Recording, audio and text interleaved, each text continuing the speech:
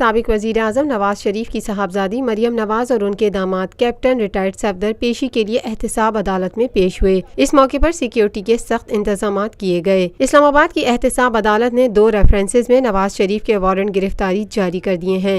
समाअत के बाद ज़राए इब्लाग़ क़यामा के नुमाइंदों से गुफ्तगू करते हुए मरियम नवाज का कहना था, इंसाफ का प्रोसेस चल रहा है जी, तो फिर एक डिक्टेटर को भी के लिए भी वही कानून होना चाहिए। एक मुंतखब वज़ीर आज़म जो इकामा पे निकाला गया, वो और उसका पूरा ख़ानदान बार बार पेशियों में आ रहा है, कानून के सामने पेश हो रहा है, और सारा कानून जो कुर्तियाँ हैं वो उन्हीं के लिए हैं।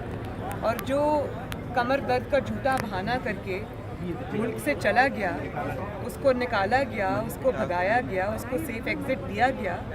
किसी अदालत में, किसी मुंसिफ में इतनी हिम्मत है कि उसको बुलाए, उसको पूछे कि तुमने ये कानून और आइन और पाकिस्तान के साथ जो खेल किया उसका जवाब दो। साबिक सदर परवेज मुशर्रफ को तनकीद का निशाना बनाते हुए मरियम नवाज ने मजीद कहा, वज़ीर आज़म हाउस के बाहर 4 महीने धरने करवाएं तो VIP एहतसाब तो उसको कहते हैं। मरियम आपकी हुकूमत उसको कहते हैं कि कमर दर्द का बहाना करके छुप जाएं।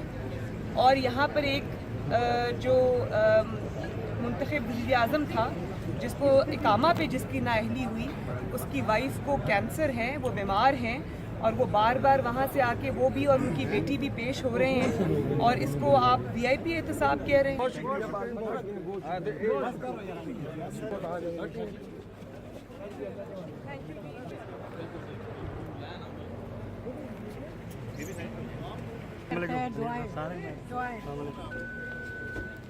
Lotus Lake Towers, a groundbreaking endeavor by Lotus Properties.